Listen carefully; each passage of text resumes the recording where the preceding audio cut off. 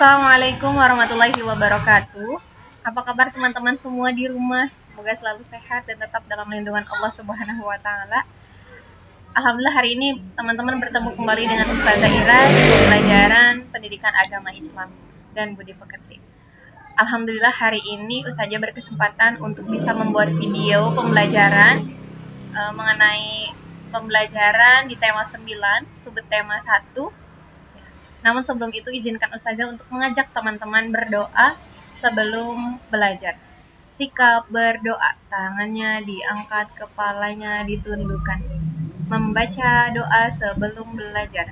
Bismillahirrahmanirrahim. Rabbi jidni ilman warzuqni fahman. Amin. Ya, Ustazah izin lanjutkan. Hari ini teman-teman berada di tema 9. Benda-benda di sekitarku. Subtema 1, benda tunggal dan campuran. Mohon maaf jika suara yang terdengar sangatlah bising karena memang Ustazah membuat video pembelajaran tepat di dekat jalan raya, karena rumahnya di jalan raya, dekat jalan raya maksudnya. Ustazah izin lanjutkan. Hari ini aturan pembelajaran di PAI seperti biasa, teman-teman fokus dalam mengikuti pembelajaran. Pastikan bertanya dengan proyek yang ditugaskan, kemudian pastikan bekerja tuntas, lalu melapor pekerjaan yang telah dituntaskan, dan bertanya jika memang belum memahami materi dan pengerjaan proyek. Nah, untuk lagu temanya yaitu Menanam Jagung, lagunya seperti ini.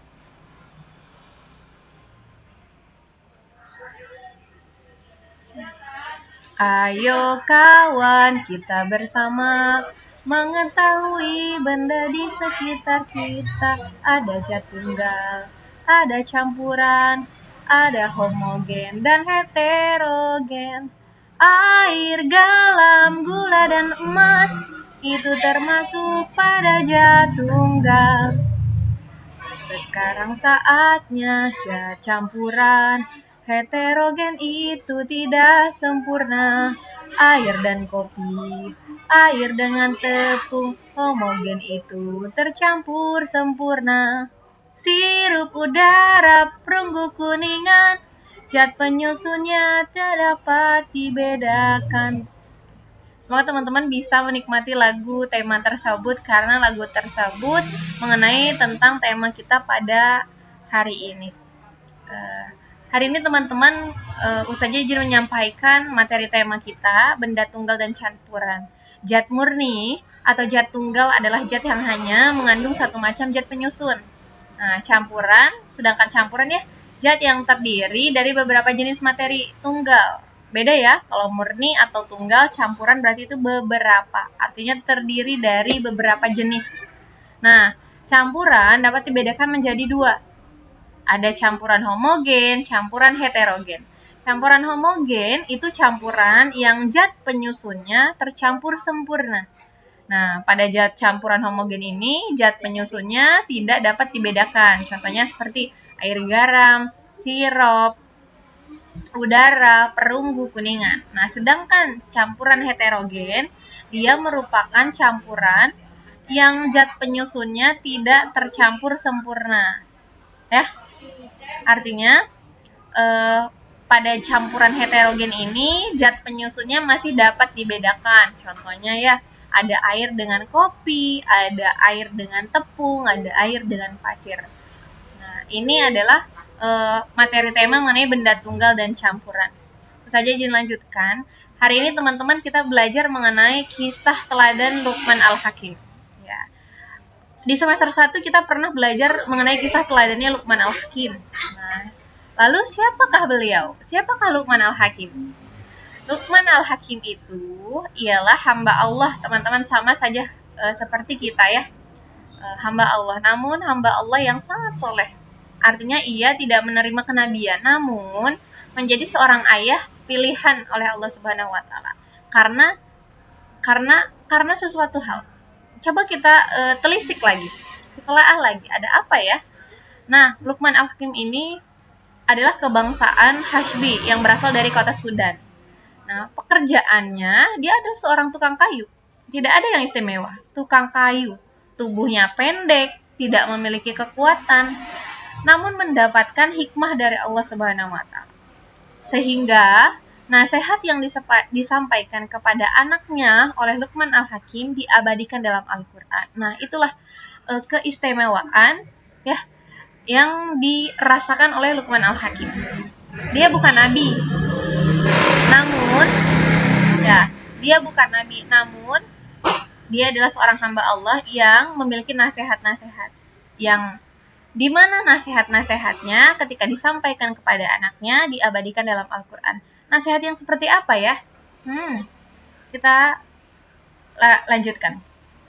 Nah, Luqman Al-Hakim ini adalah anak dari Baura bin Nahur, ya. Nah, bin Tareh dan Tareh bin Nahur merupakan nama dari Azar ayah Nabi Ibrahim alaihissalam. Di mana Luqman Al-Hakim ini selama 1000 tahun, ya, ia menjadi guru Nabi Daud alaihissalam sebelum diangkat menjadi nabi. Pekerjaannya apa? Awalnya itu adalah seorang tukang kayu, ya, tukang jahit dan juga pengembala domba. Ia kemudian diangkat menjadi qadi atau hakim. Luqman Al-Hakim menikah dan dikaruniai banyak anak. Nah, akan tetapi semua anaknya meninggal dunia saat masih kecil. Semua itu ia terima dengan ikhlas karena ia yakin dan sadar bahwa semua yang terjadi atas kehendak Allah Subhanahu wa Ta'ala. Seorang anak itu adalah titipan yang diberikan oleh Allah Subhanahu wa Ta'ala kepada seseorang yang Allah percaya. Sama seperti kita seorang anak. Berarti orang tua kita dipercayai oleh Allah untuk mendapatkan karunia, yaitu mendapatkan seorang anak. Allah percaya jika mendapatkan seorang anak, orang tersebut dititipkan, berarti percaya ya. Namun qadarullah, Luqman Al-Hakim ini memang memiliki banyak anak. Namun anaknya meninggal dunia ketika masih kecil.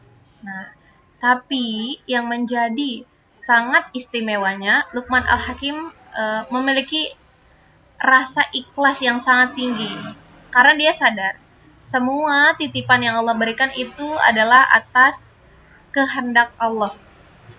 Begitupun ketika dia mendapatkan seorang anak, namun meninggal, itu kehendak Allah. Begitupun ketika orang tua kita mendapatkan kita sebagai seorang anak, itu adalah kehendak Allah juga. Saja izin lanjutkan. Nah,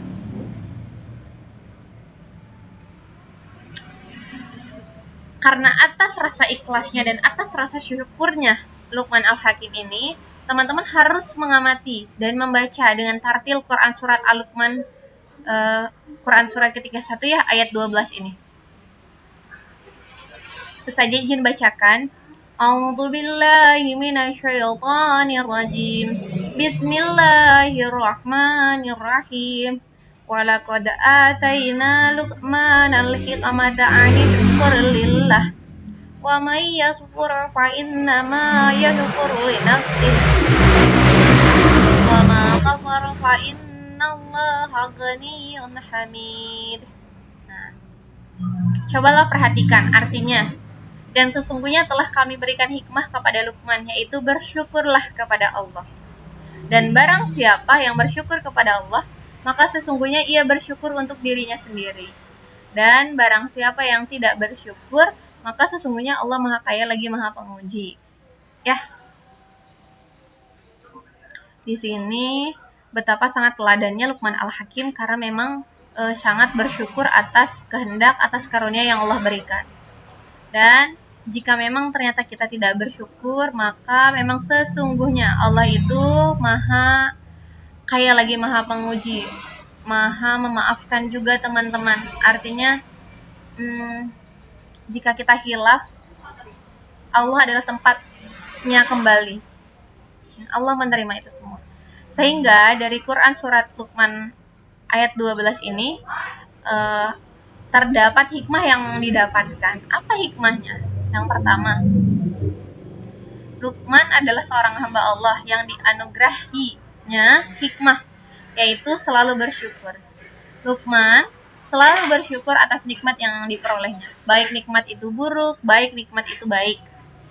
Dengan lapang dada Luqman menerima itu semua dan percaya bahwa semua itu adalah kehendak Allah yang digariskan begitu adanya. Sudah takdirnya. Kita hanya perlu mengambil kebaikannya. Lalu Allah Subhanahu wa taala itu katakan bahwa barang siapa yang bersyukur ya kepada Allah, maka sesungguhnya ia bersyukur untuk dirinya sendiri. Syukur adalah berterima kasih kepada Allah Subhanahu wa taala atas segala nikmat yang diberikannya kepada kita.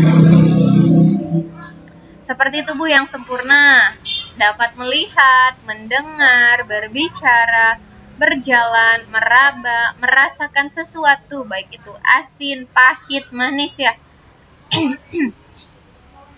Kemudian kita dapat makan, minum, memiliki tempat tinggal, pakaian, dapat belajar, dapat memiliki iman. Islam itu merupakan bagian dari upaya terima kasih kita kepada Allah. Karena nikmat yang kita rasakan itu sangat banyak yang diberikan oleh Allah. Kemudian hikmah yang ketiga, yaitu Allah Subhanahu wa taala telah menganugerahi Luqman ketaatan beribadah kepada Allah. Subhanahu wa taala memiliki perasaan halus, akal, pikiran, dan pengetahuan luas. Jadi mengapa banyak sekali petuah dan nasihat-nasihat Luqman Al-Hakim yang Allah tuliskan di dalam Al-Quran. Karena memang Luqman Al-Hakim ini adalah seseorang yang memang sangat taat ibadahnya. Ya, beliau pengetahuannya sangat luas, perasaannya sangat halus, gitu ya. Bahasanya juga yang digunakan halus sekali. Nah, hari ini, alhamdulillah kita sudah tuntas bagaimana mengenal sosok Luqman Al-Hakim,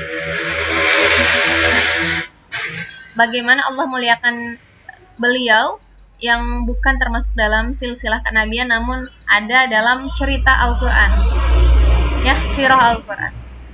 Hari ini proyek teman-teman itu adalah merekam suara kamu saat membaca Quran surat Al-Luqman ya, yang tadi sudah Ustazah bacakan.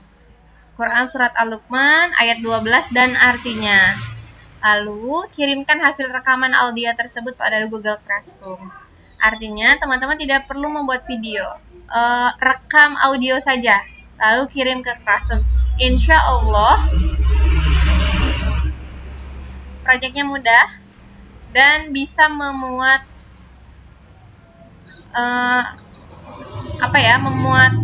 memuatnya dengan mudah ketika diupload. Ya, semoga bisa diterima teman-teman.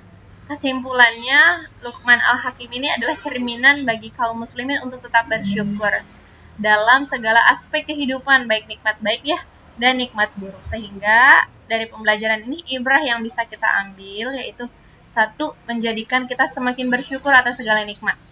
Kemudian agar kita mampu menikmati segala hal yang telah Allah berikan dengan lapang dada, tidak mengumpat, ya Allah kenapa aku mendapatkan ini, tidak menyesal gitu. Kenapa lagi-lagi Allah tidak adil, tidak begitu. Tapi itu adalah garis yang sudah Allah berikan, ya. Lalu berserah diri atas nikmat yang telah Allah berikan. Percaya bahwa Allah akan memberikan yang terbaik untuk hambanya. Terakhir, alhamdulillahirrahmanirrahim, Ustazah izin tutup dengan membaca hamdalah, sikap berdoa. Tangannya diangkat, kepalanya ditundukkan. Membaca hamdalah bersama-sama. Alhamdulillahirabbil alamin. Segala puji bagi Allah Tuhan semesta alam. Terima kasih sudah menonton video pembelajaran PAI bersama Ustazah Ira hari ini. Ustazah izin tutup, mohon maaf dan sampai jumpa lagi. Wassalamualaikum warahmatullahi wabarakatuh.